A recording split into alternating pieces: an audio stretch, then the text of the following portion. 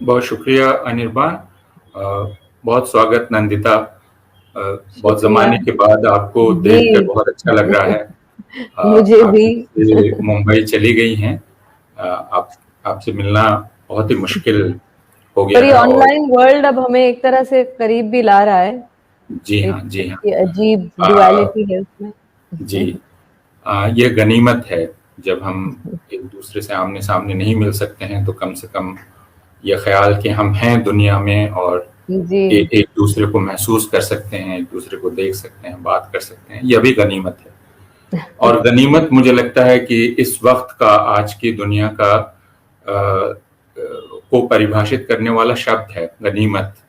अ, अभी जब आपसे बातचीत की शुरुआत हम करने वाले थे, उसके ठीक पहले एक संदेश आया कि महाराष्ट्र में जमानत की याचिका, ट्रांजिट बेल पिटिशन, उस एक्टिविस्ट की मंजूर हो गई 10 दिन की, जिसे दिल्ली पुलिस गिरफ्तार करने वाली है। और हमने लिखा गनीमत।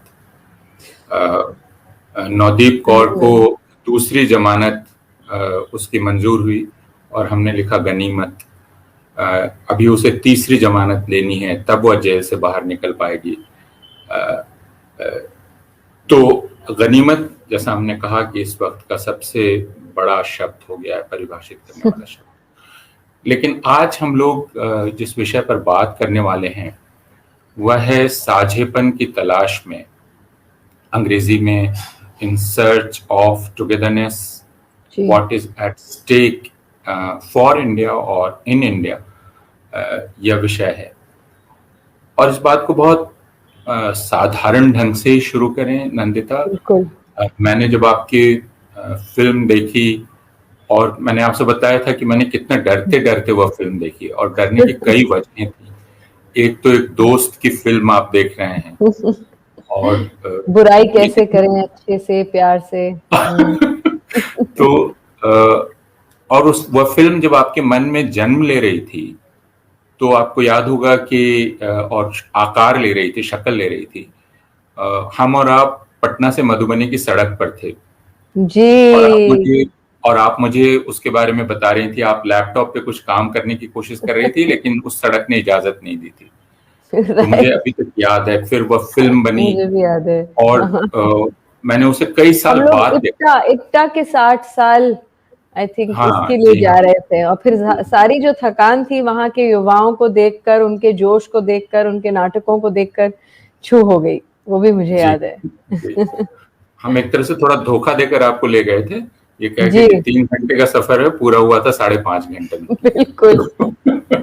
आज भी धोखे से ही आप मुझे लाए कि बस थोड़ी सी बात होगी और आ जाओ। हाँ, मैंने बस। आपको प्रोग्राम के शुरू में यही कहा ना कि आप दोस्ती का वास्ता आपने दिया है, तो फिर अब आना ही था, जी वरना हाँ, इतने जी, शॉर्ट नोटिस में शाम के वक्त में कमी करती हूँ। जी। बहुत लेकिन ये शुक्रिया। बहुत लेकिन जरूरी मुद्दा अगर हम है। सिर्फ और ये जानना चाहें, आपकी पहली फिल्म को देखते हुए भी, अ, साझेपन का ख्याल आपके लिहाज से क्या है? क्या है साझापन? व्हाट इज देखिए, टुगेदरनेस? फिराक फिराक जो मेरी पहली फिल्म थी, उसके दो मायने हैं। एक है सेपरेशन और एक है क्वेस्ट, यानी तलाश, जो सर्च की आप बात कर रहे हैं। जब मैं वो फिल्म भी बना रही थी, जबकि गुजरात कार्नेज के 1 महीने बाद की कहानी है, और मुझे कई लोग जो पढ़ रहे थे स्क्रिप्ट, वो कह रहे थे अच्छा इसमें हिंदू अच्छे हैं कि मुस्लिम खराब है क्या, सेम कैसे डिवाइड किया है, same numbers of Hindu characters हैं या same numbers of Muslim character हैं। तो मैंने कहा मैं तो लिखने की ग्रामर भी नहीं जानती हूँ, मुझे तो पता भी नहीं है कि कैसे लिखते हैं। मैंने बहुत ही स्पॉन्टेनियसली, ऑर्गेनिकली इसको लिखा है, और कोशिश ये की है कि आई रिप्रेजेंट डिफरेंट इमोशंस। जब एक वायलेंस खत्म हो जाता है, जो एक ऑब्वियस वायलेंस, जो लूट मार, गैंग रेप्स और जो सारी चीजें जो हर किसी एक वायलेंट इवेंट में होती है, वो सब कुछ हुई थी गुजरात के दंगों में। तो जब वो खत्म हो जाता है, उसके बाद क्या चीजें जो रह जाती हैं, जो चाहे मायूसी हो या किसी चीज का जवाब न मिलना हो, गुस्सा हो, रिवेंज लेने की भावना हो, गिल्ट हो, अलग अलग इमोशंस जो होते हैं, उनको रिप्रेजेंट करने की मैंने कोशिश की थी, ना कि उनको रिलीजन या उस तरह के दायरे में रहकर। मंटो 10 साल बाद की, और मंटो करते वक्त ये नहीं लगा था कि उसका कोई फिराक से सीधा कोई वास्ता था, पर अब मैं जब देखती हूँ तो मुझे लगता है वो जो सर्च एक है एम्पैथी की या टुगेदरनेस की, वही सर्च ये कहानियां मुझे मजबूर करती है कहने को, क्योंकि हम इसको एक यूटोपियन वर्ल्ड में उस तरह से कह नहीं सकते कि हाँ हमें सब साथ होना चाहिए, हिंदू मुस्लिम भाई भाई, या हम टुगेदर हैं। इतनी दरारें पैदा हो गई हैं हमारे समाज में, हम और वो इतनी तरह से हो गए हैं कि वो टुगेदरनेस की सर्च में सबसे पहले हमें एक्नॉलेज करना पड़ेगा, हमें रिकग्नाइज करना पड़ेगा इन दरारों का, कि इन इन मायनों से, इन इन तरीकों से ये दरारें हैं, क्यों आई, हम क्यों उसके विक्टिम होते जा रहे हैं, चाहे कोई भी करे। मुझे नेम कॉलिंग, उंगलियां उठाने में सिर्फ इतना इंटरेस्ट नहीं है जितना कि उंगली अपने पे हम डालें कि क्या हम इतने कमजोर हैं, क्या हमारा जमीर इतना कमजोर है, हमारा दिमाग इतना कमजोर है, दिल इतना कमजोर है कि जो हमें आके बांटना चाहता है हम बढ़ जाते। सो आई थिंक टुगेदरनेस एक बहुत ही अच्छा आपने टॉपिक चुना है, क्योंकि सबसे ज्यादा सिर्फ इंडिया में नहीं, मैं तो कहूंगी पूरी दुनिया में इसकी एक तलाश है या एक कोशिश है। कई लोग कोशिश कर रहे हैं और शायद हमें भी अपने आप को टटोलना पड़ेगा कि हम लोग एज लिबरल्स या जो सारे, अब तो कोई भी लेबल अजीब सा लगने लगा है, पर एक इंसान के नाते मैं कहूंगी कि इंसानियत और इंसान के नाते हम कहाँ पर, हमारे क्या प्रेजुडिसेस हैं, हमारे क्या बायसेस हैं, हम कहाँ पर अलगाव कर रहे हैं, वो भी शायद हमें कभी ना कभी टटोलना पड़ेगा। तो इसका मतलब ये कि यह कहना और सुनना भले ही अच्छा लगे कि हम एक साझा समाज हैं, हमारे अंदर साझेदारी रही है, और ये एक ऐतिहासिक सच है, क्योंकि हम सबकी जिंदगियों में एक दूसरे का कुछ मिला हुआ है, घुला मिला हुआ है। बिल्कुल। लेकिन यह भी कि और इससे इनकार नहीं किया जा सकता। लोग अक्सर ये कहते हैं कि आज इतनी नफरत है और ये हमेशा से रही है। इस बात को मानना बहुत मुश्किल है, क्योंकि हिंदुस्तान या दुनिया भर में इस बात के प्रमाण हैं कि हम सब एक दूसरे के साथ रहते भी आए हैं, और ऐसे मौके आते हैं इतिहास में जब दरार एक बहुत बड़ी खाई में तब्दील हो जाती है और हमें उसकी वजह भी समझ में नहीं आती, और हम एक दूसरे पर आरोप लगाते रहते हैं कि आपने वह खाई चौड़ी की और आपने वह खाई चौड़ी की। जी। तो साझापन जितना सहज लगता है उतना मुश्किल भी है। जी। और जो राष्ट्रों का निर्माण होता है वह एक तरह से साझेपन की तलाश ही है। मुझे भारतीय संविधान की जो प्रस्तावना है वो इसलिए बहुत दिलचस्प लगती है और एक तरह का काव्यात्मक दस्तावेज लगती है कि उसमें आज़ादी, बराबरी, इंसाफ के मूल्यों की या उसूलों की तलाश है, और अंत में लिखा है फ्रैटर्निटी। तो जाहिर है कि वे gender sensitive, democracy, fraternity, equality, सारे, और अंत में फ्रैटर्निटी। तो अगर आप इन तीन उसूलों की तलाश कर रहे हैं तो वो बिना फ्रैटर्निटी के हो नहीं सकती, बिना साझेपन के हो नहीं सकती, क्योंकि डिवाइडेड जस्टिस नहीं हो सकती, डिवाइडेड इक्वालिटी नहीं हो सकती, और डिवाइडेड फ्रीडम नहीं हो सकती। मैं आज़ाद हूँ, ये इससे तय होता है कि आप भी आज़ाद हैं कि नहीं। So my freedom also makes you free. And I think इस पेंडेमिक ने हमें ये जरूर सिखाया है कि हम सबकी जिंदगियां कितनी डीपली इंटरट्वाइंड है। अगर मैं सेफ रहना चाहती हूँ तो जरूरी है कि मेरे इर्द गिर्द जितने लोग हैं वो भी सेफ रहें। हमें मजबूर बल्कि कर दिया है ये समझने के लिए, नेचर ने मजबूर किया है, वायरस ने मजबूर कर दिया है, समझना जरूरी हो गया है कि हम सबकी जिंदगियां बहुत ही जबरदस्त तरीके से इंटरलिंक्ड है। आप सोचिए ना, कहाँ आर्कटिक में बर्फ मेल्ट होती है तो उसका क्लाइमेट चेंज का असर यहाँ होता है, अमेरिका में रिसेशन होता है तो यहाँ हमारा रुपया और वीक हो जाता है। तो ये सारी चीजें, we are very very deeply intertwined, our lives are very deeply interlinked. जब तक हम ये नहीं सोचेंगे और सिर्फ अपने अपने दड़बों में बैठे रहेंगे तो हम हमेशा अकेले ही रहेंगे। जी हाँ, यह जिसे बटरफ्लाई इफेक्ट कहते हैं कि अगर कहीं तितली पंख फड़फड़ाती है तो दूसरी जगह तूफान आ सकता है। तो अगर इस बात को भी हम याद रखें, और मुझे बहुत पहले की मृणाल सेन की एक फिल्म याद आती है, अक्सर दिल में हुक सी उठती है उस फिल्म को याद करके, खारिज। आपको भी शायद वो फिल्म याद जी जी होगी, जी, बिल्कुल बिल्कुल। जिसमें एक निम्न मध्यवित्त परिवार है जो एक बच्चे को अपने यहाँ रखता है, और वह बच्चा रसोई में सोता है, और एक दिन धुआं भर जाता है, दम घुटने से मौत हो जाती है।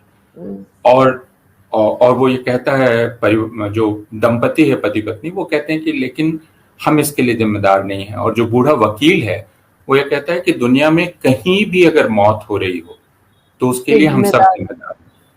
तो साझेपन से जिम्मेदारी का ये भाव बहुत जुड़ा हुआ है। मैं आपसे ये जानना चाहता हूँ, शुरू में आपने कहा कि ये गनीमत है कि हम इंटरनेट के जरिए और इन साधनों के जरिए एक दूसरे से जुड़ पा रहे हैं। अभी आज दोपहर में मैं गार्डियन में एक लेख पढ़ रहा था, और वह लेख था कि 2010 में फेसबुक की बहुत तारीफ हो रही थी, चारों तरफ बहुत तारीफ हो रही थी, और ये कहा जा रहा था कि फेसबुक और फिर व्हाट्सएप और बाकी तमाम साधन ये आए हैं और इन्होंने कितना करीब हम लोगों को ला दिया है, और कितना आसान हो गया है बातचीत करना। और ट्विटर, और अब दुनिया बस एक गांव बन गई है और वो हमारी उंगलियों में सिमट आई है, और अब संवाद बहुत आसान हो जाएगा। और वह ये लेख, वह दरअसल एक किताब का पर आधारित लेख है। उसमें आगे वो कहते हैं कि अब 11 साल बाद 2021 में हमें ये दिखलाई पड़ता है कि यह ट्विटर, ये इंटरनेट, ये फेसबुक हमें एक दूसरे से दूर करने का साधन भी बन गया है। अब भारत में अभी 7 दिन पहले काफी शोर उठा जिसमें कहा गया कि अब ट्विटर के समानांतर एक दूसरा प्लेटफॉर्म, कू नाम का प्लेटफॉर्म बन रहा है, और उस प्लेटफॉर्म में बहुत सारे लोग माइग्रेट कर रहे हैं, वे तमाम लोग जो एक विशेष विचारधारा को मानने वाले हैं। और मैंने ट्विटर पे देखा कि एक खुशी है, बहुत लोग कह रहे हैं अच्छा ठीक है, अब हम कम से कम उनसे आजाद हो गए, और कुछ लोग उनको विदा कर रहे हैं, कुछ लोग उन पे व्यंग्य कर रहे हैं। और मुझे बहुत अफसोस हुआ, इसका मतलब कि हम 2 तरह की दुनियाएं बनाना चाहते हैं, और हमने ये मान लिया है कि हम एक दूसरे से बातचीत नहीं कर सकते। तो यह जो मान लेना है कि संवाद असंभव है, हम एक दूसरे से बात ही नहीं कर सकते, और वह असंभव इसलिए हो जाता है कि मैं ये मानने से इनकार कर देता हूं कि आप सोच भी सकते हैं। मैं एक लेबल लगा देता हूं आप पर। मसलन एक लेबल ले लें, भक्त, और मुझे ये बहुत नापसंद है कि मैं अगर किसी की आलोचना करना चाहूं तो मैं कह दूं कि आप तो भक्त हैं, और इससे ज्यादा अपमान किसी का नहीं हो सकता। इस तरह की लेबलिंग जब हम करते हैं और बिल्कुल काट देते हैं एक दूसरे को, तो ये संवाद की संभावना या उसके नामुमकिन होने, उसके इम्पॉसिबल होने के बारे में आप क्या सोचती हैं? क्योंकि आप फिल्म बनाती हैं और आपकी पहली इच्छा होती है कि इसको अलग अलग किस्म के लोग देखें। बिल्कुल, एटलीस्ट कोशिश तो वही होती है। नहीं, वैसे भी कम्युनिकेशन तो बहुत ही जरूरी है। चाहे मैं एक लेख लिखूं, आप लिखते हैं, आप भी जानते हैं, या एक फिल्म बनाते हैं, इसमें ये उस तरह का पर्सनल आर्ट नहीं है। मेरे पिताजी जैसे पेंटर हैं, उन्हें भी एग्जिबिट करना होता है। सो एक form of art is also form of communication, it's a form of expression, but it is also a form of communication. आप किसी से जुड़ना चाहते हैं, उनको अपनी बात कहना चाहते हैं। उसी तरह से हम we are also audiences, we are also listeners, हम दूसरों की बात पर। अब क्या हो गया है कि इतना पोलराइज हो गया है, मतलब मेरे जितने साल मैं जी हूं उसमें मैंने कभी भी इतना पोलराइज्ड नहीं देखा। और ये जो पूरा सोशल मीडिया का स्पेस है, मुझे थोड़ा कम ही पता है, मैं बहुत ज्यादा एंगेज नहीं करती हूँ, थोड़ा बहुत ट्विटर करती हूँ, मतलब आई रीट्वीट मोस्टली इंटरेस्टिंग आर्टिकल्स जो मुझे लगता है लोगों को शायद पढ़ने चाहिए। पर ये सोशल मीडिया तो एक न्यूट्रल चीज है, आप इससे कुछ अच्छा भी कर सकते हो। अरब स्प्रिंग हुआ है, बहुत सारे सोशल मीडिया के जरिए लोगों ने प्रोटेस्ट की बातें फैलाई हैं। तो आप इससे अच्छा भी कर सकते हो, इससे बुरा भी कर सकते हो, या आपके हाथ में। आज एक ट्रोल जैसी चीज एक आ गई है, 20 साल पहले शायद उसका कुछ अलग नक्शा होगा, अलग नाम था। मंटो के जमाने में भी ऐसे लोग थे, मैंने सुना है मंटो और इसमें चुगताई को खत लिखा करते थे, बेनामी खत, और बहुत बुरा भला सब वो कहते थे, वो भी एक तरह के ट्रोल ही थे, क्योंकि अगर आपको बुरा भला कहना है सामने आइए, उसको अच्छे से बताइए, अगर सुनने वाली बात होगी हम भी उसके लिए रिस्पॉन्ड करेंगे, शायद आप कुछ सही चीज कह रहे हैं। तो ये तो एक मतलब बातचीत तो होनी ही चाहिए। और अभी जो एक पूरी तरह से बंद हो गई है, ना हम आपको सहन कर पा रहे हैं ना आप हमें सहन कर पा रहे हैं, ऐसी वाली एक बात हो गई है जिसमें हमने सुनना बिल्कुल बंद कर दिया है। और मेरे ख्याल से क्योंकि हर इंसान एक पूरी जो एक क्या बोलते हैं, पूरी जो एक सिस्टम है उसका एक इतना छोटा, एक आम आदमी, आम औरत, इतना एक छोटा हिस्सा हो गई है उसकी, कि आप एक नेमलेस फेसलेस पर्सन हो गए। तो आपको कोई भी एक कोई चीज, एक लेबल दे दिया जाए कि आप गर्व से कहिए आप इस रिलीजन के हैं, इस कम्युनिटी के हैं, इस जात के हैं, इस देश के हैं, उस तरह से आपके पास कुछ एक पकड़ने के लिए जैसे मिल गया है।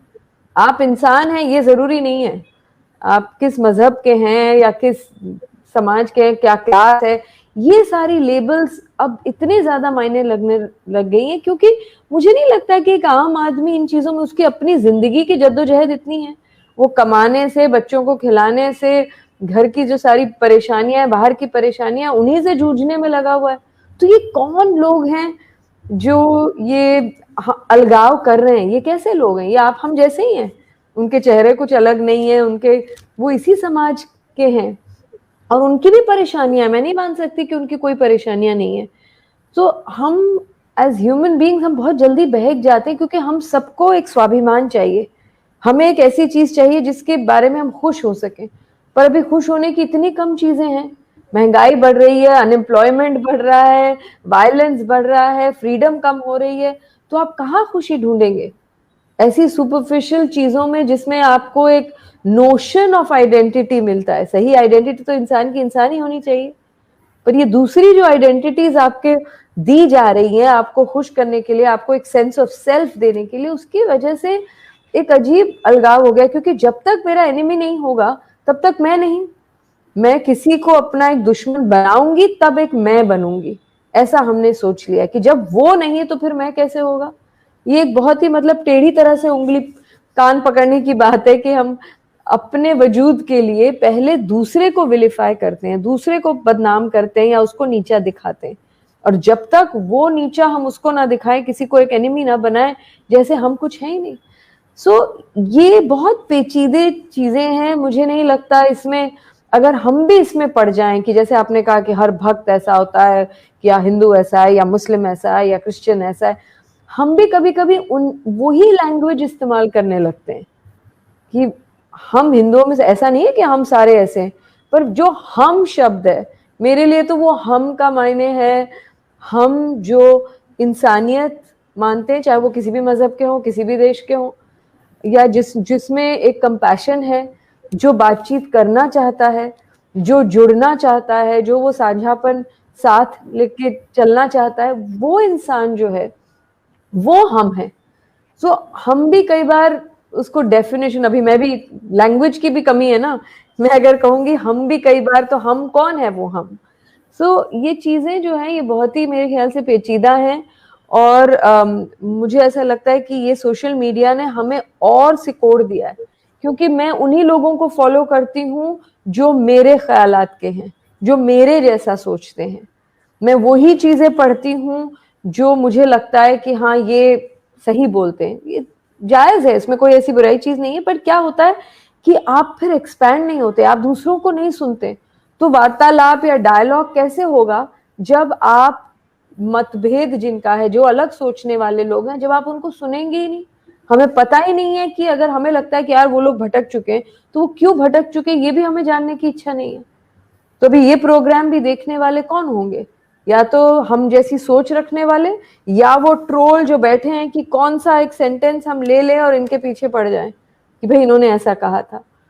तो जो बीच में हैं, जो शायद अभी भी सोच रहे हैं कि क्या जरूरी है हमेशा इतना स्ट्रांगली ये फील करना, या वो, या मेरा दिमाग तो ये कह रहा है लेकिन दिल ये नहीं कह रहा, या दिल कह रहा है दिमाग नहीं कह रहा है, उन लोगों से तो हम बात ही नहीं कर रहे हैं। इसीलिए मेरे ख्याल से कि बहुत जरूरी है कि हम भी उनकी परिभाषा में अपनी भाषा को न ढालें, हम की डेफिनेशन को और एक्सपैंड करें, हम ये भी सुने कि क्यों लोगों को लग रहा है कि कोई कुछ एक ऐसा सुपरफिशियल सेंस ऑफ आइडेंटिटी जरूरी है, उसको डिसमिस ना करते हुए हम भी इसके बारे में सोचे कि ये जरूरत क्यों हो रही है। हम क्यों नहीं इकोनॉमी की बात करते हैं, हम क्यों नहीं फार्मर्स की बात। अभी देखिए फार्मर्स का जिस तरह से हो रहा है, या क्लाइमेट चेंज, ये तो सो कॉल्ड पॉलिटिकल या पॉलिटिकल पार्टी वाली बात नहीं है। जब क्लाइमेट चेंज एक्टिविस्ट जो हम सबको इम्पैक्ट करेगा, इधर रहने वालों को भी उधर रहने वालों को भी, अगर क्लाइमेट चेंज होगा और हम सबको साथ लेके जाएगा, हम सबको डुबाएगा साथ में, तो ऐसे एक्टिविस्ट जो हम सबके बारे में कह रहे हैं, हम उन्हें क्यों जेल में डाल रहे हैं। या फार्मर्स की जो बात है, मैंने बहुत ढूंढा, मैं कुछ लोगों से इनफॉर्मली कभी कभी सर्वे करती हूँ कि उनको कितना पता है। जैसे मुझे याद है जब रोहित वेमुला ने जब खुदकुशी की तो हर रोज पेपर में आता था, हेडलाइंस आती थी, या गौरी लंकेश को जब मारा गया हर रोज हेडलाइंस आती थी। और मैं पूछती थी कुछ लोगों को बंबई में खास तौर से कि आपने सुना है, आप गौरी लंकेश को जानते हैं? कहते कौन है वो? रोज पेपर में पहले पन्ने पे आता है। और पहले मुझे लगता है ये किस तरह के लोग हैं, इनको नहीं पता कि ये क्या हो रहा है। और तब मुझे ख्याल आया कि जब सेंसेक्स की चीजें जब पहले पन्ने पे भी होती हैं, मैं नहीं देख पाती हूँ, मुझे नहीं दिखता है, क्योंकि सेंसेक्स में मुझे इतना इंटरेस्ट नहीं, मुझे समझ नहीं है, स्टॉक मार्केट, शेयर मार्केट, ये सब मुझे नहीं मालूम है, तो वो चीज सामने होते हुए भी नहीं दिखाई देती। तो इसीलिए हम कई बार ये सोच के चलते हैं कि सबको सब कुछ पता है, सबको सब एक तरह से सोचते हैं। तो मेरे ख्याल से बहुत जरूरी है कि हम टुगेदरनेस के लिए जजमेंट ना करें, हम छोटी छोटी चीज को भी शायद समझाएं या उसको खुद समझें या आपस में उसके बारे में बात करें, उसकी बिल्कुल बुनियाद तक जाएं।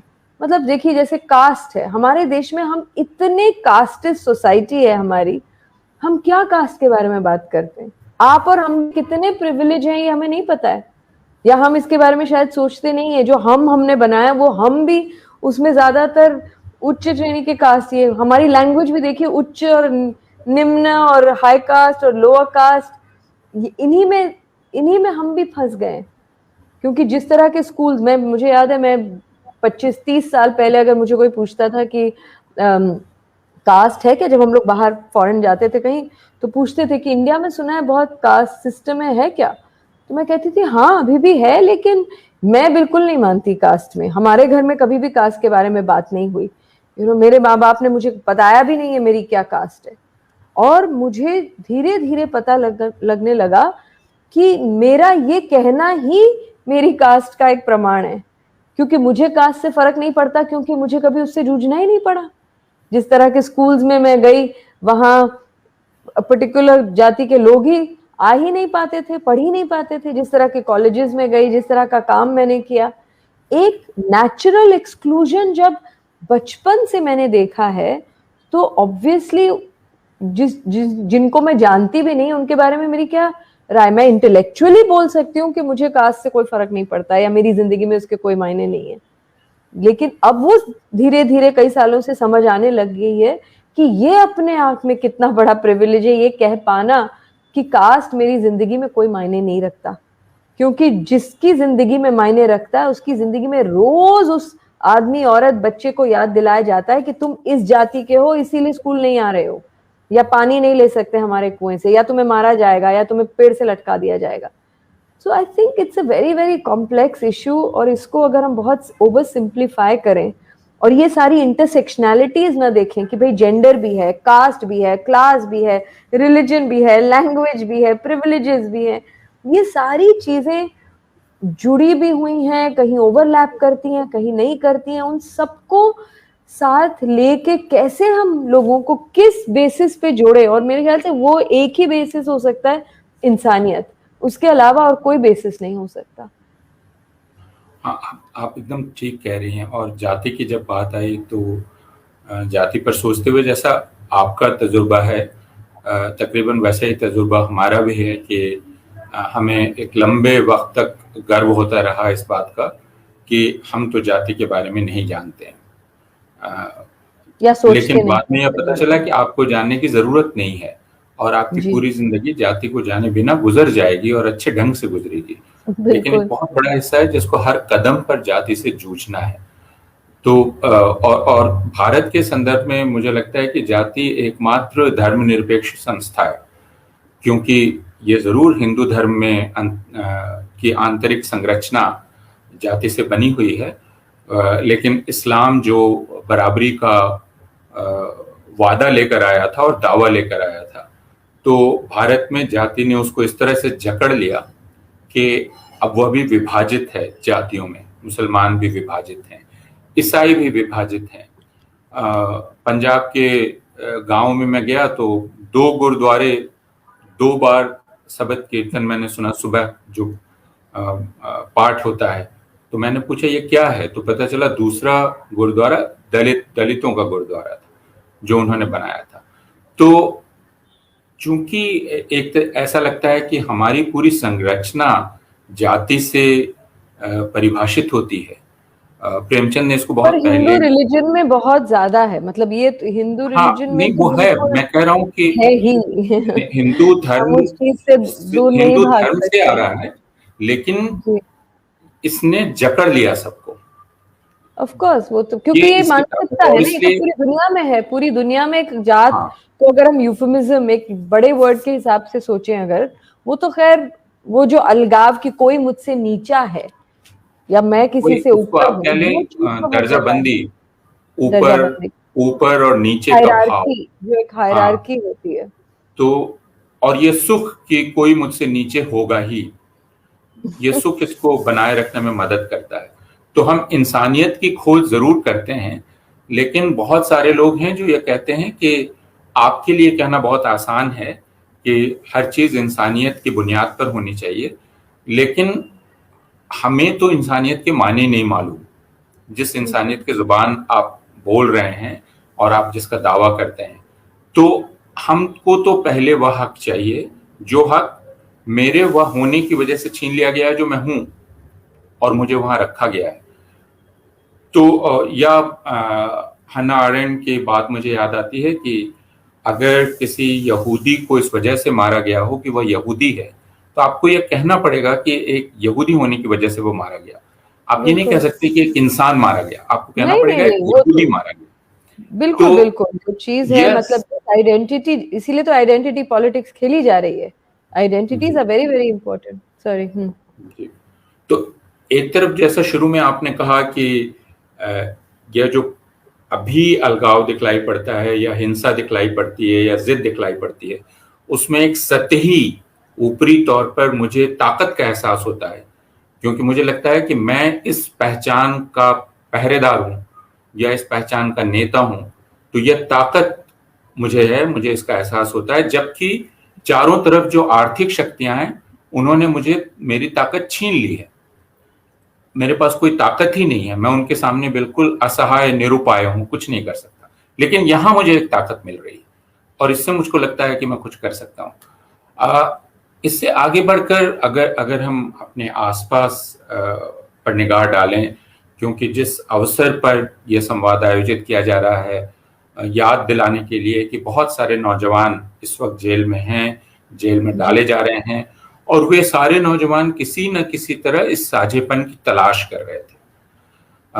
हमने 1-1.5 साल पहले इस हिंदुस्तान में एक मुहिम खड़े होते हुए देखी, जो साझा नागरिकता, और जब हम साझा कह रहे हैं तो बराबरी पर आधारित साझेपन की नागरिकता पर दावा करने वाला एक आंदोलन था, जिसे एंटी सीए मूवमेंट कहा गया। मैं उसे इक्वल सिटीजनशिप मूवमेंट कहता हूँ, इक्वल और टुगेदरनेस या शेयर्ड सिटीजनशिप, जिसमें कोई किसी से ऊपर किसी से नीचे नहीं है। बिल्कुल। तो वह भी तो एक तरह की साझेपन की तलाश थी।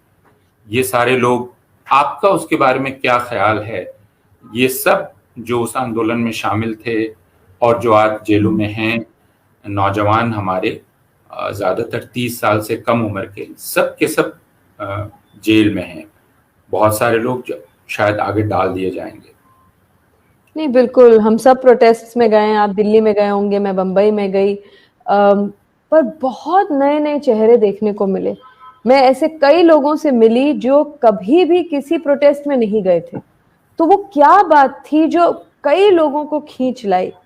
क्योंकि जब लोगों ने सोचना शुरू किया कि हमारे पास आधार कार्ड है, हमारे पास अपनी आइडेंटिटी प्रूव करने के कि भाई मैं इस देश का निवासी हूँ, वो प्रूव करने के कई तरीके हैं।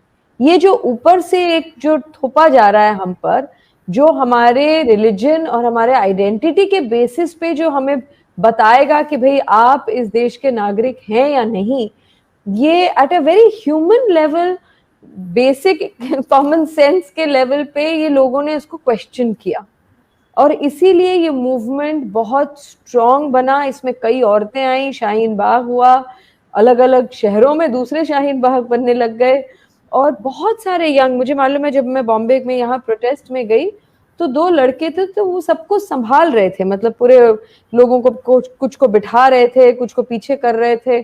तो मैंने उनसे पूछा, बहुत यंग थे, मैंने कहा आप ऑर्गेनाइजर्स हैं, ऑर्गेनाइजिंग कमिटी में हैं? तो बोले नहीं। तो मैंने कहा अच्छा, आप तो बड़ी दिलचस्पी लेके सबको मतलब ठीक से बैठा रहे हैं ये वो। ये सर हम एक कॉर्पोरेशन में काम करते हैं, हम थाने से, और वो टाउन में था ये सीएए का प्रोटेस्ट, इधर हम थाने से आए हैं 2 दिन की छुट्टी लेकर, कल हमने सारी प्रेपरेशन की, हमने इसके प्लेकार्ड बनाए और आज हम हैं। किसी भी वो ना ग्रुप के थे, as just citizens of this country वो आए थे, और करीब 25 साल की उम्र होगी। तो मेरे ख्याल से ये जो सीए है, ये बहुत ऐसे मुल्क में जहां पर इतनी दिक्कतें हैं, जहां पर बजट, हेल्थ बजट, अब तो ये वायरस के बाद तो हमें और सोचना चाहिए, जिसका हेल्थ बजट 1% है, ऐसे देश में जहां एजुकेशन नहीं है, जहां पर इतनी सारी दिक्कतें हैं, ऐसे वक्त में और ऐसे समय में हम एक इतना सारा पैसा खर्च करके, इतने ह्यूमन रिसोर्स खर्च करके हम ये चाहते हैं कि हर इंसान दोबारा प्रूव करे, और वो भी ऐसा इंसान जिसमें आधे लोग अशिक्षित हैं, जिनके कागजात नहीं हैं, जिनके कई कागजात जल गए या खो गए या बारिश में बह गए या बाढ़ में चले गए। मतलब ये जो एक प्रूव करने की जो, इसमें तो साफ जाहिर हो जाता है कि क्यों इसे किया गया था, क्योंकि कुछ समुदाय के लोगों को, ताकि हम अपने इस देश का हिस्सा न माने।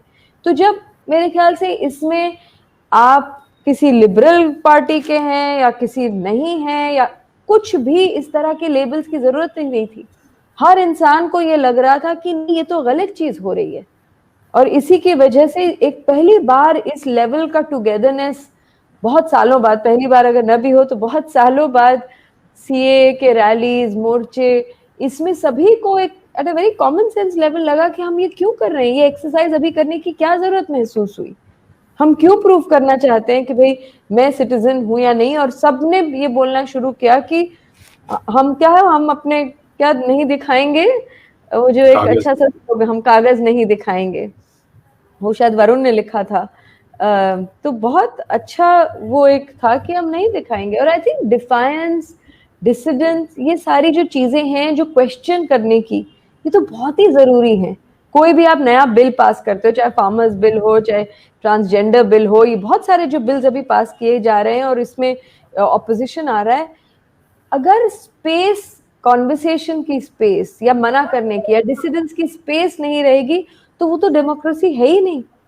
मैं अपने 10 साल के बच्चे को सिखाती हूँ कि भैया तुम क्वेश्चन जरूर करना, अगर मैं कोई चीज कह देती हूँ इसका मतलब नहीं कि वो सच है क्योंकि मैं तुम्हारी माँ हूं।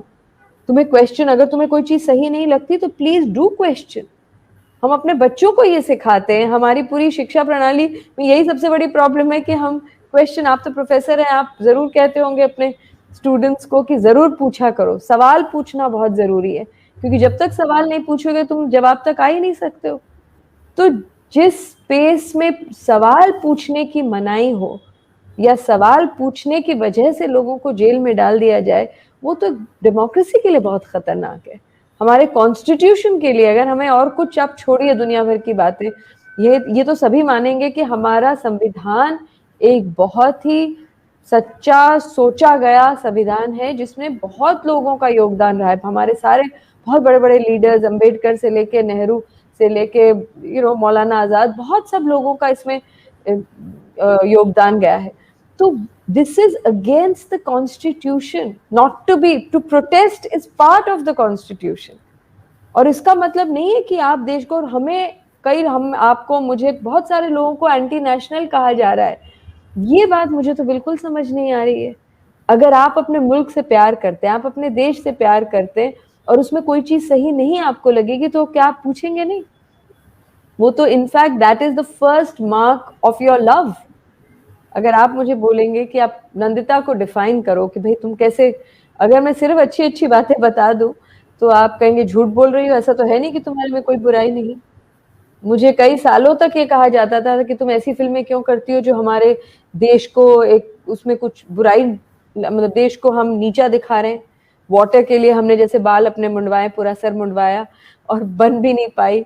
या ऐसी और कई फिल्में हैं, मृणाल सेन की हैं, अदूर गोपालकृष्ण की हैं, क्योंकि जो सेंसिटिव फिल्म मेकर है उसको तकलीफ होती है जब देश में कोई चीज सही ना हो या समाज में कोई चीज सही ना हो, तो वो उसे बाहर लाता है या लाती है और वो कहते हैं कि भाई ये चीज सही नहीं है, हमें इसके बारे में सोचना चाहिए। एज अ फिल्म मेकर मेरा काम नहीं है कि मैं आपको सारे सोल्यूशंस दूं, मेरा काम है कि सिर्फ मैं कुछ कॉन्वर्सेशंस या कुछ थॉट्स ट्रिगर करूं। तो वो चीज जब तक मैं, अगर जख्म है तो मैं आपको जख्म दिखाऊंगी कि भाई इतना गहरा जख्म है, ये इन चीजों से हुआ है, अब उस पर मरहम पट्टी कैसे की जाए वो हम सब मिलके सोचेंगे। सो मुझे कई बार ये कहा जाता था आप ऐसी फिल्में बनाती हैं जिसमें आप इंडिया को हम अच्छा नहीं दिखा रहे। लोग बेवकूफ नहीं है कि हम इंडिया को सिर्फ अच्छा दिखाएंगे तो वो सब मान लेंगे। हर देश में कुछ अच्छा है कुछ बुरा है। जर्मनी में अगर होलोकॉस्ट हुआ तो जर्मनी ने सबसे ज्यादा फिल्में बनाई हैं जो एंटी नाजी फिल्में, या जो नाजियों का जो सारा जो उनका जो हिटलर की जो सारी how did he do the propaganda और किस तरह से क्या हुआ, वो उससे सीखने के लिए सबसे पहले जर्मन्स ने फिल्म बनाई है। इसका मतलब नहीं कि हम हर जर्मन को देख के कहते हैं यार ये तो नाजी है या ये तो बहुत बुरा आदमी है। इतना विवेक तो सब में है ये समझने का कि जो मुल्क को या अपने आप को या किसी इंसान को अगर चाहता है, जैसे हम कहते हैं ना अपने जो प्यार करने वाले हैं, जो हमारे परिवार हैं, जो फैमिली हैं, वो हमें सच्ची चीज बताते हैं। They are most critical. Why are they most critical? Because they care about you. So when you care about a country, that is when you are raising questions. तब आप पूछते हैं कि भाई ऐसा क्यों हो रहा है। सो सवाल को अगर कोई दबा दे तो वो तो सबसे ज्यादा खतरनाक चीज होगी। आपने बिल्कुल ठीक कहा। एक तरह से जिस साझेपन की तलाश की हम बात कर रहे हैं वो एक सफर ही है जो कभी खत्म नहीं होता है, बिल्कुल। क्योंकि हमेशा उसको सीमित करने वाले कुछ ख्याल आते हैं और हमें उनसे जूझना पड़ता है। और जैसे राष्ट्र भी एक सफर ही है, एक यात्रा है। राष्ट्र बना बनाया हमें दे दिया गया हो जिसे संभाल के रखना, ऐसा नहीं, वो एक लंबा सफर है जो वो एक रोजाना हम लिविंग बीइंग बनाते हैं। है। बिल्कुल। एब्सोल्युटली वो तो हम उसको मिल के बनाते हैं।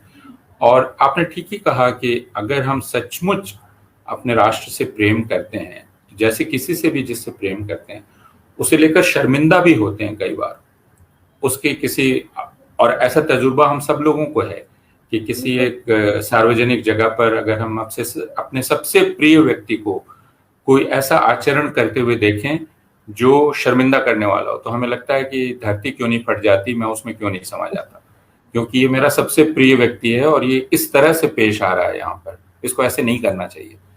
और मुझे वो शर्म इसलिए आती है क्योंकि मैं उसको प्यार करता हूँ। मैं ये नहीं चाहता हूँ कि वो खराब दिखलाई पड़े दुनिया में। और पर इसी मेरा वजह से पर सॉरी अपूर्वा, पर इसमें ना मेरा थोड़ा सा अलग मानना है। मेरा ये कहना है कि हम लोग कई बार ये शर्मिंदा और गर्व और अपने ईगो में आ जाते हैं कि देश का देखो अभी ये देश का नाम इस चीज से रोशन हो गया या इस चीज से बदनाम हो गया, कि हमें नहीं दिखाना चाहिए देश की जो बुराइयां हैं क्योंकि उससे हमारी बदनामी होगी। पर हम बदनामी के लिए वो बुरी चीज को चेंज नहीं करेंगे क्या? अगर यहाँ पर बहुत रेप केसेस अगर हो रहे हैं इस देश में, या दिल्ली में जैसे बीच में कहा जाता था रेप कैपिटल है, कि कैसे बोल सकते हैं, पर जो सच्चाई है उसको भी हमें चेंज करना पड़ेगा। ठीक है उसमें नुआंसेस भी हैं, ऐसा नहीं है कि हर व्यक्ति उस तरह से है या हर आदमी उस तरह से है या हर औरत उतनी ही वल्नरेबल है, लेकिन उसमें अगर सच्चाई है तो हम उसे देखें ना। सो ये शर्मिंदा और गर्व वाली जो चीज है ये थोड़ी सी डेंजरस भी मेरे हिसाब से हो सकती है, क्योंकि कभी कभी वो फॉल्स नोशन ऑफ प्राइड होता है। तो हमें सबसे पहले ये देखना है कि हम अपने देश को, अपने समाज को सही मायने में प्रोग्रेसिव बना रहे हैं, सही मायने में कंपैशनेट बना रहे हैं, उसको एक अच्छा समाज बना रहे हैं जिसमें इक्वालिटी की सेंस है या नहीं है।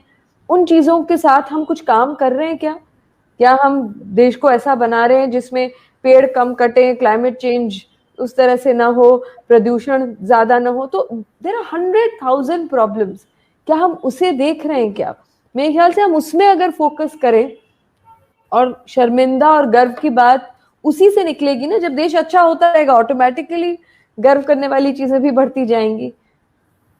एक कुछ शायद सवाल आया, मैं चश्मा पहनने वाली हूँ, ग्लेयर आएगा तब भी, नहीं तो पढ़ नहीं पाऊंगी। कुछ शायद सवाल आया, तो हम सवाल लेना शुरू कर सकते हैं। एक सवाल आया था, हाँ, क्योंकि 7:45 हो गया और हमने ये कहा था कि हम आखिर के 15 मिनट कम से कम सवालों के लिए रखेंगे। तो जो भी इसको एडमिनिस्टर कर रहे हैं, हमें सवाल कैसे दिखेंगे, अगर हमारी मदद करें। आप पढ़िए। किसी देश, ये हाँ, श्रद्धांशु शेखर पूछ रहे हैं, किसी देश में निंदक नीरे राखिए, ये कवि ने कहा था, उसमें आलोचना सुनकर स्वयं में आवश्यक सुधार करते हैं, धमकाते या जेल में नहीं डालते। शायद प्राचीन ग्रीस का कवि रहा होगा। बचपन में सिकंदर के पापा फिलिप का ऐसा ही प्रसंग देखने में आया था। तो आप बिल्कुल ठीक कह रहे हैं, निंदक नीरे राखिए। आनंदिता, आप कुछ कहना चाहती हैं इसके बारे में? निंदक नीरे राखिए का क्या अर्थ है? आप बताइए, आप प्रोफेसर हैं, पहले आप बताइए, फिर मैं उसमें आगे। नहीं, ये शायद किस्सा ही है, लेकिन संभवतः नासिर आए थे हिंदुस्तान, और नासिर और नेहरू की मित्रता मशहूर है। और उस वक्त लोकसभा में जो कम्युनिस्ट सदस्य थे, उनसे नासिर को मिलवाया था नेहरू ने, और कहा था कि आप अपने कम्युनिस्टों को जेल में रखते हैं और हम संसद में रखते हैं। तो और कहने की जरूरत नहीं कि नेहरू के वक्त के कम्युनिस्ट नेहरू के सख्त आलोचक थे। बिल्कुल। तो ये जो पूरी संसद है, यह संसद ही एक तरह से आलोचना का केंद्र है। आप बहुमत से सरकार में आ गए, लेकिन संसद को उसकी प्रक्रियाओं के साथ चलाना, यानी आलोचना को मुखर होने देना। Absolutely. और तो निंदक नीरे राखिए का राष्ट्र के लिए या राज्य के लिए एक अर्थ यह भी है कि हम अपने आलोचक को सुनते हैं। और सुनने का मतलब ये नहीं कि अच्छा जी आप भी बोल लीजिए, है ना। देखिए, अभी तो खैर वो ही नहीं हो रहा है। गनीमत है कि आप वो कह रहे हैं, गनीमत की बात कर रही हो। हाँ, पर वो भी नहीं हो रहा है। हाँ, कि अगर बोलने भी दिया जाए, लेकिन आलोचना को सुनने का सही मतलब यह है कि आप आलोचना सुनकर जो उसमें कहा जा रहा है उस पर विचार भी करें। अगर आप कह रहे हैं कि ठीक है आप बोल लीजिए, तो इसका मतलब कि आप मेरा मजाक उड़ा रहे हैं। आप कह रहे हैं कि आपके होने का कोई मतलब नहीं, आपकी बात का कोई मतलब नहीं। पर आलोचना की स्पेस नहीं रह गई ना। आलोचना करना यानी आप और मैं डिसएग्री भी कर सकते हैं, और शायद मैं आपको ना बदल पाऊं और आप मुझे ना बदल पाएं, पर मैं कुछ नया तो सीख के जरूर जाऊंगी। शायद मेरे दिमाग में कुछ चीज रहे और मैं सोचूं, वरना आर्ट का क्या महत्व, क्या है आर्ट का, राइट? कोई फिल्म हम क्यों, मुझे तो बल्कि लगता है आर्ट की महत्वता जो ऑर्थोडॉक्स और कंजर्वेटिव हैं वो हमें ज्यादा बताते हैं, क्योंकि वो बैन कर देते हैं किताब को, फिल्म को बैन कर देते हैं, सेंसर कर देते हैं। मुझे लगता है 2 घंटे की फिल्म से आप क्यों डर रहे हैं? आप जब इतना शिक्षित समाज है, उसमें एक मोटी सी किताब कितने लोग पढ़ने वाले हैं? एक पेंटिंग को आप क्यों फाड़ रहे हैं? क्योंकि कहीं ना कहीं आपको पता है कि इन चीजों का प्रभाव आपके एक, क्या बोलते हैं, जैसे मानसिकता चेंज करने में जाता है। इन चीजों का बहुत धीरे धीरे सबकॉन्शियस एक इम्पैक्ट पड़ता है। इसीलिए लोग थ्रेटन होते हैं ना आर्ट से या राइटिंग से या लिटरेचर से, वरना क्या जरूरत है? मंटो पे 6 केसेस किए गए ये कहकर कि बहुत ऑब्सीन राइटिंग थी। वही 6 कहानियां जो आज जो हम सेलिब्रेट करते हैं। सो इसीलिए हर दौर में रोक लगाने वाले लोग हैं, पर बहुत जरूरी, और वो चीज तभी बदली है जब लोगों ने आवाज उठाई, जब सामने से बोला, जब करेजियस हुए, जब कन्विक्शंस थे कि नहीं ये गलत है, इसके खिलाफ बोलना जरूरी है। और बोलने का मतलब नहीं कि झगड़ा करना, मारना। अगर हम भी वो उसी तरह का वायलेंस करेंगे तो फिर कोई फर्क ही नहीं रहा। हम बातचीत से, समझ के, आलोचना करके, सुन के शायद वो बदलाव ला सके। फिल्म के बारे में आप बात कर रही थी, साहित्य के बारे में भी। मैं साहित्य मेरा पेशा है, रोजी रोटी है, और मैं पाठक हूँ। तो फिल्म हो या साहित्य हो या कोई भी कला माध्यम हो, एक तरह से वो आर्ट ऑफ परसुएशन है। हम परसुएट करना चाहते हैं किसी को। ये परसुएशन क्या संभव है? यानी मैं आपको कन्विंस करना चाहता हूँ, तो मेरे पास एक पॉइंट ऑफ व्यू है, मैं आपको कन्विंस करना चाहता हूँ, परसुएट करना चाहता हूँ। मेरा ये मानना है, आई डोंट नो कि मैं परसुएट कर रही हूँ, पर मेरा ये मानना है कि आर्ट सब्जेक्टिव है।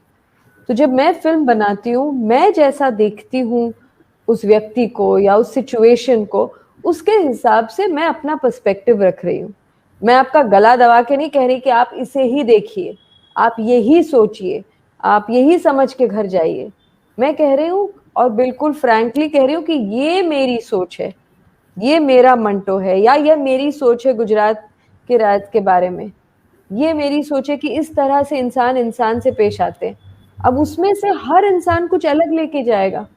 तो इसमें आर्ट का पर्सुएशन से ज्यादा I think keep bringing out one's perspective. आप उसको पर्सुएशन भी कह सकते हैं, पर फिर प्रोपेगेंडा आर्ट और सब्जेक्टिव अपना आर्ट में कोई फर्क नहीं रहा। फिर तो जो प्रोपेगेंडा फिल्म्स बनाते हैं वो भी कह सकते हैं भाई हम भी ये भी आर्ट है, क्यों नहीं है? Art has been misused also. हम कहते हैं art is a reflection of life, of truth, but क्या ये हमेशा सच है?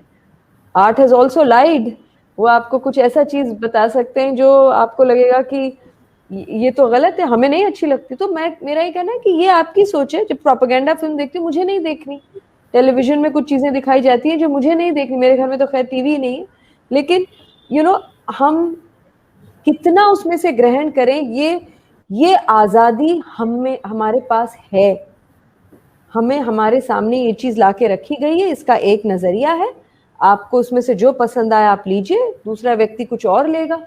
इसीलिए जब मेरी फिल्म लोग देखते हैं और उसके बारे में बताते हैं, तो मुझे लगता है कि मुझे तो पता है मेरी फिल्म की अच्छी बुरी सारी चीजें, उसके जितने भी घाव खराब चीजें सब पता है।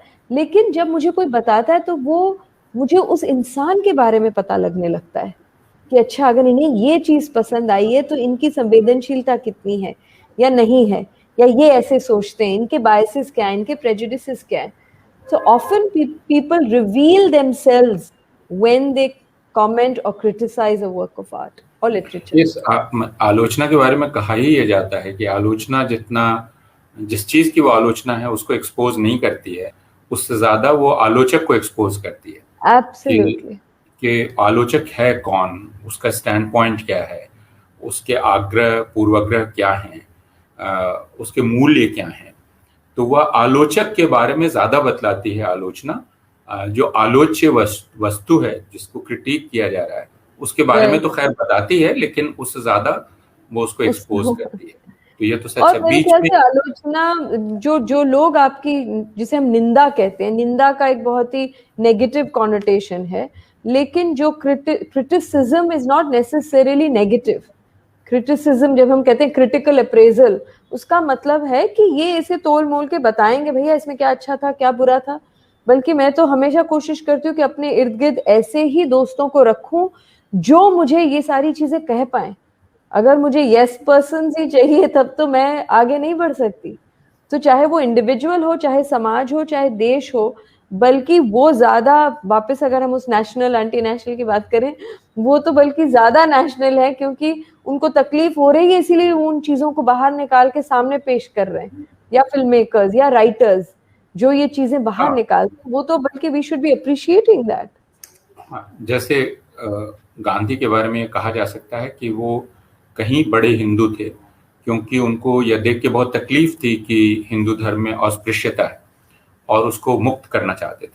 या आप राजा राम मोहन रॉय की बात कर लें या ईश्वरचंद विद्यासागर की बात कर लें, तो वे अपने समाज से अधिक मोहब्बत करते थे, क्योंकि विधवाओं को विधवा होते ही जला देना, सती करना, या बाल विवाह, या एक स्त्री को पूरा जीवन आप विधवा के रूप में गुजारने को मजबूर कर रहे हैं, इसको लेकर जो पीड़ा उनमें हुई, या पंडिता रमाबाई या सावित्रीबाई फुले, बहुत, हाँ, उस समय तो बहुत, तो ये सारे लोग, और मुझे कई बार हैरानी होती है कि इस देश में ज्योतिबा फुले हुए, जिनका लेखन अगर हम पढ़ेंगे तो जितनी तेजाबे जुबान है, और वह शख्स अपनी परंपरा पर जो हमला कर रहा है, या पंडिता रमाबाई का लेखन अगर हम पढ़ लें, या बाकी का, या मैं बिहार का रहने वाला हूँ, मिथिला प्रदेश में दार्शनिक हरिमोहन झा थे, जिन्होंने कैरेक्टर बनाया खट्टर काका, जो अपने हाँ, तो खट्टर काका अपने ब्राह्मण समाज की, मिथिला समाज की लगातार आलोचना करते हैं। अब ये सब के सब ऐसे लोग हैं जो अपनी परंपरा से बहुत अच्छी तरह से परिचित हैं। आप कह सकते हैं कि परंपरा इनकी हड्डियों में है, लेकिन उसके बाद इनसे बर्दाश्त नहीं होता है कि ये जिस परंपरा में है वो विकृत हो रही है, और उसकी आलोचना करते हैं। प्रेमचंद से लेके टैगोर तक सबने की है। हमारे जितने ग्रेट राइटर्स हैं, जितने ग्रेट पोएट्स हैं, क्योंकि उनको तकलीफ होती है ना, उस चीज से तकलीफ होती है, इसीलिए वो उसको एक्सप्रेस करते हैं। इसमें हम लेखक नहीं है या हम पोएट नहीं है, तो हम दूसरी तरह से कहते हैं। कोई कॉलम लिख के कहता है, कोई ट्विटर पे कह रहे हैं, अपनी व्यथा एक्सप्रेस कर रहे हैं कि भाई ये चीज हमें इसके खिलाफ बोलना चाहिए, ये गलत हो रहा है। तो ये these are means of communication, और अगर हमें अपना देश बचाना है तो सबसे पहले हमें वो स्पेस एक दूसरे को देनी पड़ेगी कि हम एक दूसरे से बातचीत कर सके, एक दूसरे को सुन सकें। जब तक हम वो नहीं करेंगे तब तक हम बल्कि और खाई में घुसते जाएंगे। अब बिल्कुल ठीक कह रही हैं, हम लोगों का समय खत्म हो रहा है, लेकिन ये जो आपने कहा कि अगर हम एक दूसरे को सुनेंगे नहीं, जिसको आप फ्रीडम ऑफ स्पीच कहते हैं या फ्रीडम ऑफ एक्सप्रेशन कहते हैं, उसमें सिर्फ बोलने की आज़ादी की लड़ाई करना नहीं है, बल्कि सुनने के लिए प्रस्तुत रहना, आप दूसरे को सुन सके, आपके कान ऐसे हैं जो सुन सकते हैं, इसकी तैयारी भी करना। तो you have to train your ears, listening की training. Open minded, you will automatically listen. जिनके बिल्कुल ऐसे जैसे वो होते हैं ना घोड़ों के जैसे, जो ऐसे हैं रहेंगे, वो ऑब्वियसली नहीं सुनेंगे। उन्होंने डिसाइड कर लिया कि यही सच है, एक ही सच है और यही सच है, और इसके अलावा कोई और चीज सच है ही नहीं। मतलब गांधी और अंबेडकर की विचारधारा रखने वाले बहुत अलग अलग हैं। जितनी गांधी और अंबेडकर में जितना झगड़ा नहीं हुआ होगा, उनके जो अनुयायी हैं उनमें शायद ज्यादा हुआ होगा। तो दोनों की कई चीजों में बहुत अलग विचारधारा थी, और वो फिर भी एक म्यूचुअल रिस्पेक्ट था, और फिर भी वो they agree to disagree on certain things. So हम ये क्यों नहीं कर पा रहे हैं? एक कुछ और सवाल आया है अपेक्षा प्रियदर्शनी का। Do you think that in today's context the option to choose what to consume from the media narratives around us still exists? What do you think about the kind of narratives about the young activists who have been incarcerated that are being bombarded through mainstream media channels and reaching the masses at a far greater speed than alternate media ever can? जी, मतलब media is a pillar of democracy. जैसे कहते हैं कि free speech, free press is very important. और जब वो खत्म होने लग जाए, जब कॉरपोरेशन, सरकार, मीडिया, जब ये सब एक साठ घाट हो जाए और सब एक आवाज में बोलने लगे, तो ऑब्वियसली जो अल्टरनेट आवाजें हैं वो दब जाएंगी, वो सुनाई नहीं देंगी, वो नैरेटिव्स खो जाएंगे। किसी भी मेन स्ट्रीम, ये तो फिल्मों में भी होता है, इंडिपेंडेंट फिल्में कहाँ देखने को मिलती है? मैंने 40 फिल्में की हैं 10 भाषाओं में, आप मुश्किल से 4 या 5 बता पाएंगे, क्योंकि बहुत सारी ऐसी फिल्में जो सही से रिलीज नहीं हो पाई, या उस जमाने की थी जब डीवीडीज होती थी, उनको अभी तक डिजिटाइज नहीं किया गया। तो जो मेन स्ट्रीम फिल्म है वो सब तक पहुंचती हैं, चाहे उसमें उस तरह की गहराई हो ना हो। मेरा ये कहने का मतलब नहीं है कि सारी जो इंडिपेंडेंट फिल्म्स हैं वो अच्छी हैं और सारी मेन स्ट्रीम खराब है, लेकिन कोई भी चीज जब इंडिपेंडेंट होती है, जब बहुत ज्यादा लोग उसमें साथ नहीं होते, या जो जोर शोर से चिल्ला चिल्ला के हमारे पास कहने के वो औजार नहीं है, तो जायज है कि वो चीजें खो जाएंगी। But that is why we have to all come together, we have to strengthen those narratives.